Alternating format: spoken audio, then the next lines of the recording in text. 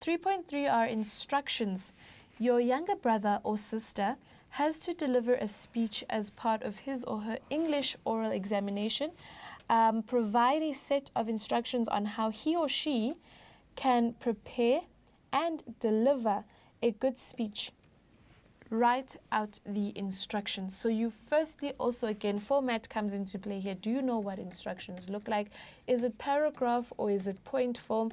And you should know that when you write instructions, you do write them in point form, or you can number the instructions because you want her to follow these steps. I'm saying her because I'm already imagining a sister, but you also then need to decide and just think of someone.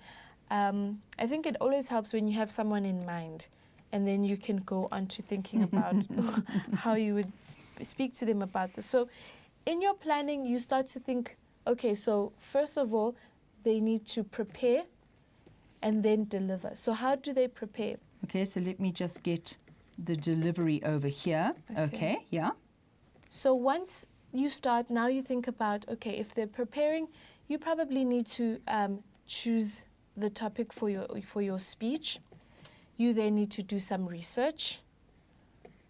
And in the preparation, then you need to write the speech, for example. Of course, you must write it, edit and proofread.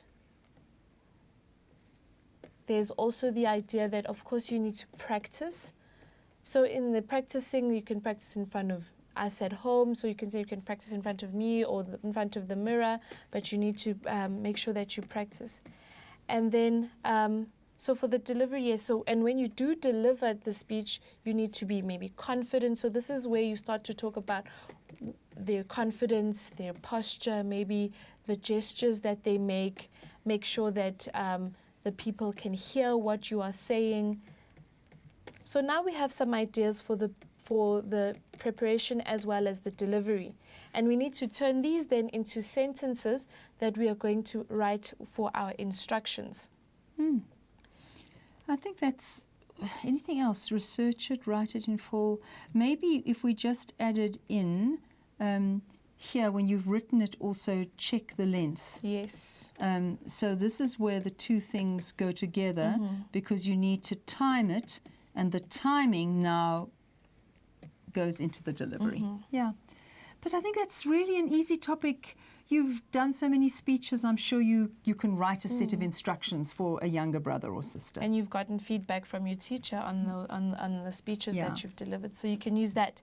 Let's take a look at the rubric for the shorter transactional text. Remember, it is out of 20 marks, and what we want to do is to now focus on what it is that you need to produce. We have said that the shorter transactional texts are much easier, and so it should be easier for you to get the full exceptional mark. Exactly. Yeah. So your content planning and format for this one is 12 marks.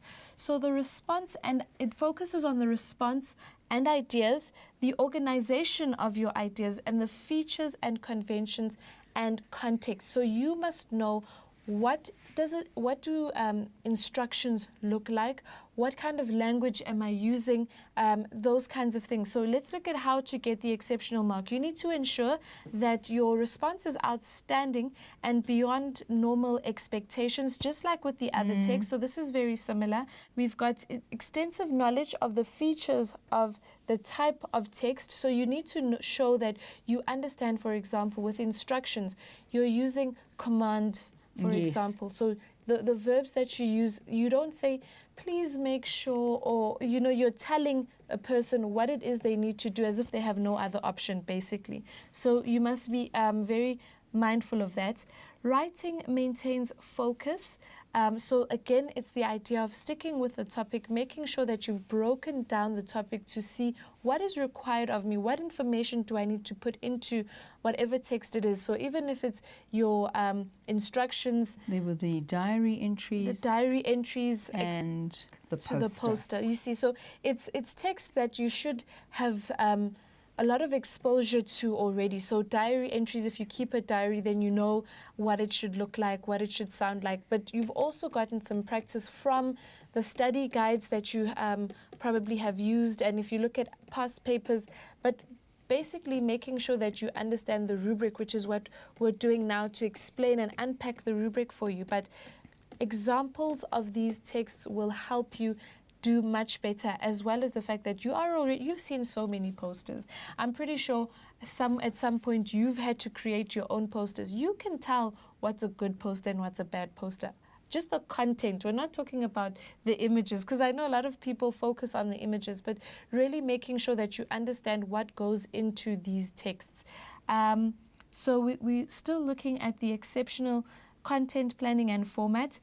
You must have the appropriate and accurate format. Okay, so that is important. And again, it's about practicing, looking at these texts. What do they look like? And then you'll be able to get that.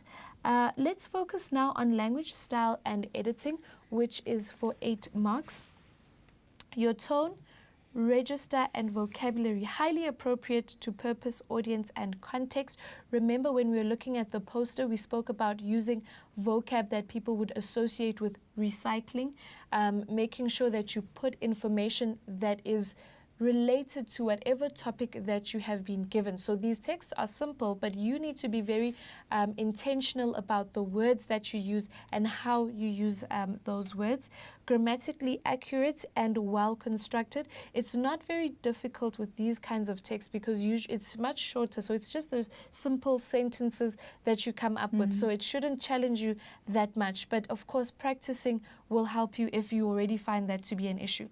Virtually error-free. You must edit your work. You must also proofread to make sure that you remove any mistakes that you find that you have made, because I'm pretty sure you'll identify these, but you'll only do so if you proofread. So make sure that you use or follow the writing process in order for you to really get all of these marks. Okay, so that basically wraps it up. So what have we looked at? The essay, the longer and the shorter transactional.